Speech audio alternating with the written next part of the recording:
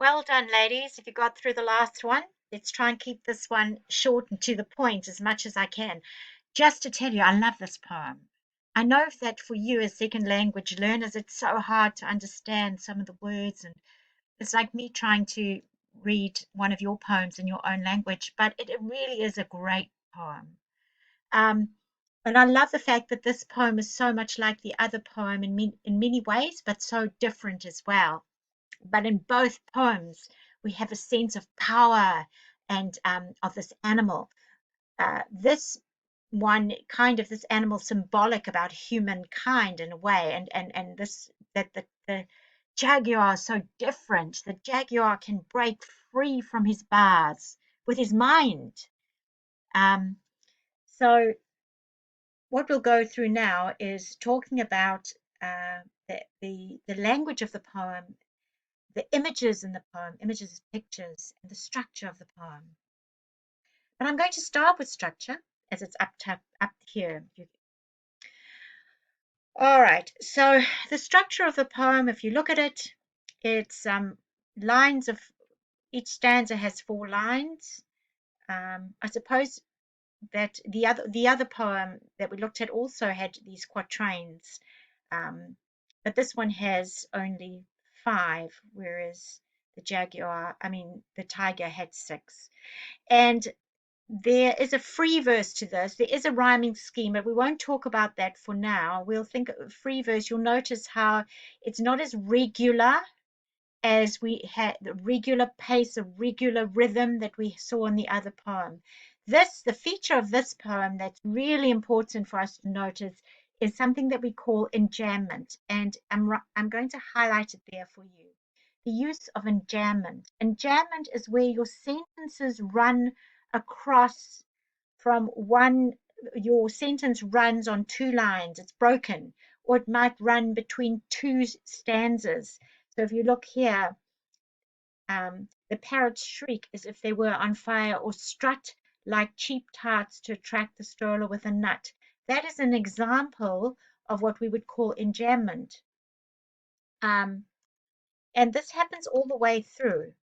And I think we could say that enjambment um, is something that can have there's different reasons he might use it. Definitely, he wants a feeling of it's not regular. It's creating a feeling of movement, but it can also have a feeling of just laziness. So if we look here, the sentence run along lines can be used for different reasons: to slow the pace down, so slow it down, which, but also to accelerate the pace and make it faster.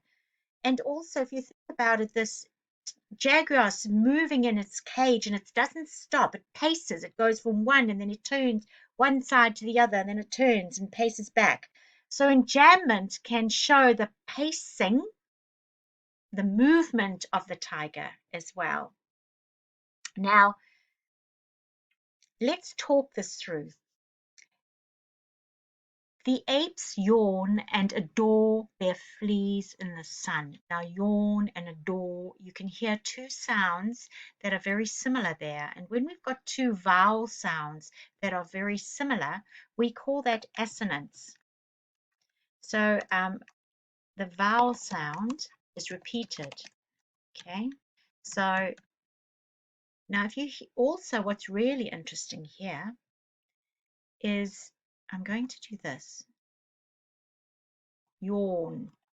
The yawn sounds like the sound, and that's a feature called onomatopoeia, where we can onomatopoeia. Sorry, girls, I'm spelling this incorrectly. Onomatopoeia.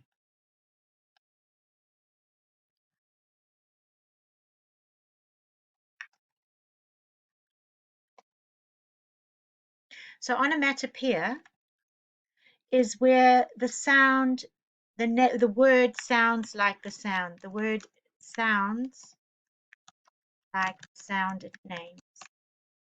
Okay, so yawn. So here you have, so this is for the word yawn, okay? And adore.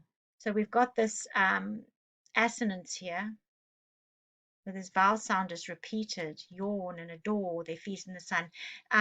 But you also have the sense of boredom, yawn, you're bored. The animals are bored, okay? Now, adore, um, the word adore means that you absolutely love something. You think it's just magnificent, amazing. And fleas are the little insects on them. So there they lie, we're looking and adoring these fleas, which is kind of, they're so bored. It emphasizes kind of their boredom and how all these small things seem so important. Then he returns his attention to the parrots, which are birds. Now, once again, shriek is another example of onomatopoeia.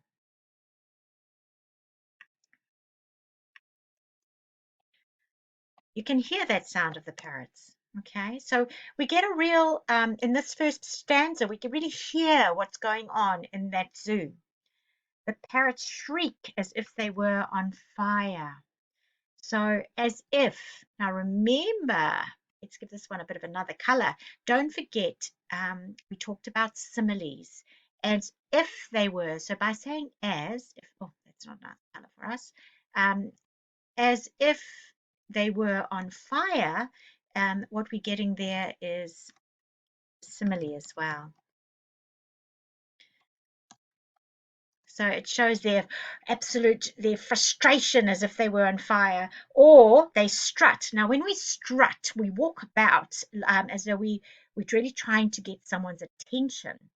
And listen to, well, let's have strut there. We'll have strut in a different color. So they strut, where they walk like cheap tarts. Now, once again here, we've got another example of a simile. All right. So now I explained that a cheap tart last time is a someone who sells themselves, is willing to sell themselves or show themselves off. It's a very unpleasant, it's an unpleasant image. Okay. The stroller is a person with a nut. So they're showing using one person, but they're actually referring to all people in the zoo. Stroller, once again, a slow movement. Everything's very slow, moving about, and it shows what the parrots will do just to get some attention. Stroller with a nut. Fatigued with indolence. Now, fatigued is a very sort of slow, long word, and with indolence. Now, what we're calling this is, we're saying this is ironic. There's irony here. I mean, how can you be bored of bored? Sort of you're so tired of boredom or tiredness. You're tired of tiredness. So you can't really be tired of tiredness, can you? So it's quite ironic, this. And so we're going to write that's irony. Tired with time there. All right. So if you look at that first stanza, gosh, we've found so much in this short first stanza. I will carry on to the next one, and we might need to make a few more videos. Sorry, girls, this is taking a while.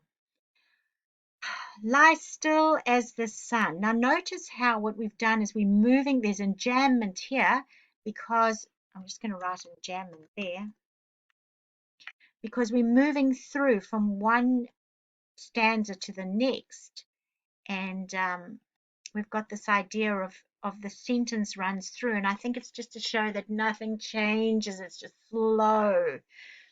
Lie still in the sun. I mean, this is unlike these are cats, but they're very unlike the jaguar, which is a different cat. The boa constrictor's coil is a fossil. Now, this is a metaphor. Okay, we haven't used like or as, but it's where we say one thing is another thing. There's something similar about their quality.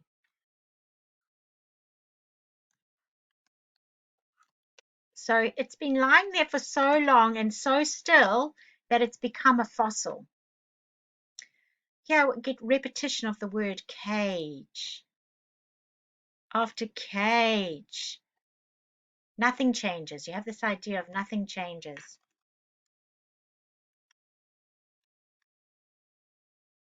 And this is emphasized by repetition. All right, girls.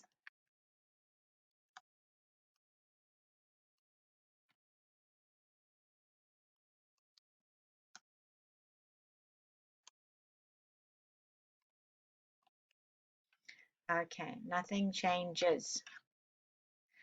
Stinks or stinks. Cage after cage seem empty or stinks of sleepers. Now here we've got alliteration where we are repeating the consonant sound, the S, or even it could be called sibilance. So it's alliteration, sibilance, stinks of sleepers, sibilance, sorry. I think that's right. So emphasizing this disgusting image, all people can hear is that they know is the senses, the smell of these animals. Okay, it might be painted on a nursery wall. So this is just to show on a nursery wall. It's ridiculous. Like these animals are so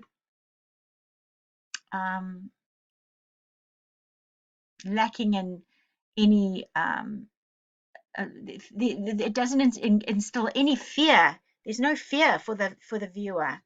I mean, we're talking about tigers and lions, but they're so still and harmless. Harmless. That's a good word. That's a word I wanted. Harmless.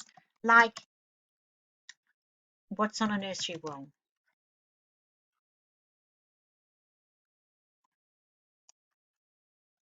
Okay, we'll stop there. Stanza 1 and 2.